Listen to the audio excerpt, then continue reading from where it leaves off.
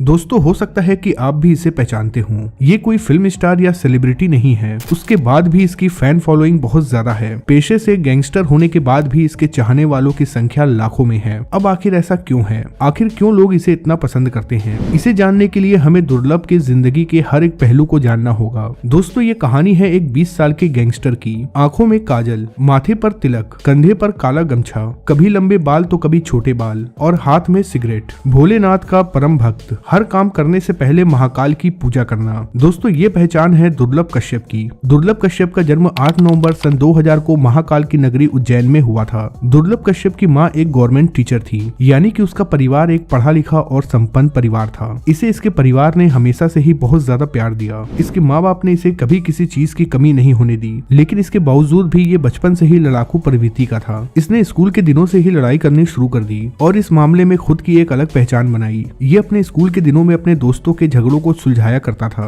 और फिर देखते ही देखते ये अपने बड़ों को भी धमकाने लगा, जिसके बाद स्कूल में दुर्लभ का एक नाम बन गया। धीरे धीरे इसकी गैंग बढ़ती गई। पढ़ाई को छोड़ के इसने अपराध को ही अपना भविष्य बना लिया। इसे सोशल मीडिया पे एक्टिव रहने का काफी शौक था। ये पहला गैंगस्टर बना जिसने सोशल मीडिया पे अपने गैंग का एडवर्टाइजमेंट किया। धीरे धीरे उज्जैन के कई सारे लड़के इसके साथ जुड़ने लगे। इसने अपना पहला पोस्ट फेसबुक पे किया। इस पोस्ट में लिखा हुआ था कि अगर आपको कोई परेशान करता है या फिर आप किसी से परेशान हैं, तो आप हमारे पास आएं। हम छोटे जरूर हैं, लेकिन इस काम में इतने बड़े हो चुके हैं कि आपकी मदद कर सकते हैं। दुर्लभ की इस पोस्ट ने उसे सुर्खियों में डाल दिया। इस पोस्ट को देखने के बाद देश के कोने कोने से लड़के इसके गैंग में शामिल होने लगे। लेकिन दोस्तों इसके गैंग में शामिल होना इतना भी आसान नहीं था, क्योंकि ये अपनी गैंग को लेकर काफी अलग था। उसने बकायदा अपने गैंग को एक ड्रेस कोड दिया हुआ था। इसके गैंग का ड्रेस कोड था माथे पर तिलक, गले में गमछा। जब भी कोई इसके गैंग में शामिल होने के लिए आता तो उसे पहले तैयार किया जाता, फिर पूरे गैंग को इकट्ठा करके फोटो क्लिक किया जाता था और इस फोटो को फेसबुक पे शेयर किया जाता था। धीरे धीरे दुर्लभ के गुनाह बढ़ते चले गए। साथ ही साथ इसके गैंग के सदस्यों की संख्या भी तेजी से बढ़ने लगी। इस दौरान उज्जैन में रहने वाला छोटे से बड़ा हर कोई इसके नाम से डरने लगा था। आप अंदाजा लगा सकते हैं कि एक 17 साल के लड़के का कितना आतंक था।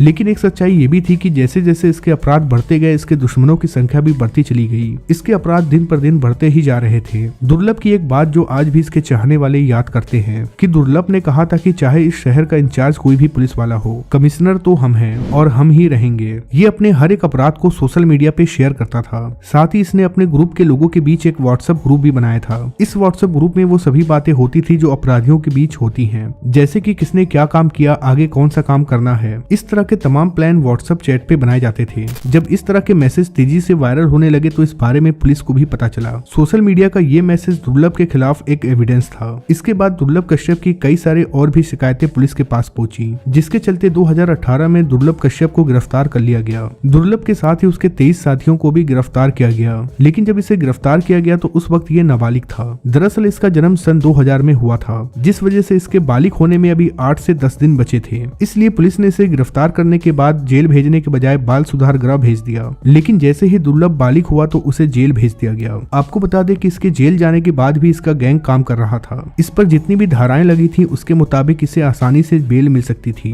वो चाहता तो आसानी से बेल लेकर बाहर आ सकता था, लेकिन उसने बेल लेना मुनासिब नहीं समझा और जेल में ही रहा। उस समय इंदौर के एसएसपी सचिन अतुलकर हुआ करते थे। दरअसल इन्हीं की टीम ने दुर्लभ और उसके साथियों को पकड़ा था। जब एक बार सचिन अतुलकर जेल के दौरे पर गए तो उनकी मुलाकात कश्यप से हुई। जब उन्होंने दुर्लभ कश्यप को देखा तो वो उनसे बातें करने लगे। ये बात सचिन अतुलकर को भी पता थी कि दुर्लभ चाहे तो बेल लेकर बाहर आ सकता है। बातों ही बातों में सचिन अतुलकर ने दुर्लभ से कहा कि जब तक तुम जेल में हो तब तक सुरक्षित हो, क्योंकि बहुत कम उम्र में तुमने बाहर बहुत सारे दुश्मन बना लिए हैं और अगर तुम बाहर निकले तो इनमें से कोई भी तुम्हें मार सकता है। यही वजह थी कि दुर्लभ ने भी जेल में रहना ही सही समझा। लेकिन ये तो हम सभी जानते हैं कि मार्च 2020 में देश में कोरोना ने दस्तक दे दी। हमारे देश के जेलों की हालत ऐसी है जहाँ पे कैदी क्षमता से ज्यादा रहते हैं, जिसके बाद सरकार ने एक फैसला किया कि उन अपराधियों को छोड़ दिया जाए जिनका अपराध ज्यादा बड़ा नहीं है या फिर वो जिन्हें आसानी से बेल मिल सकती है, लेकिन इस शर्त पे कि उन्हें महामारी गुजरने के बाद वापस जेल में आना पड़ेगा। इसी दौरान दुर्लभ कश्यप को भी छोड़ दिया गया। जेल से छूटने के बाद दुर्लभ कश्यप कुछ दिन इंदौर में रहा। उसके बाद वो अपनी माँ के पास उज्जैन आ गया। लेकिन जेल से निकलने के बाद भी वो अपने पुराने तौर तरीके पर आ गया,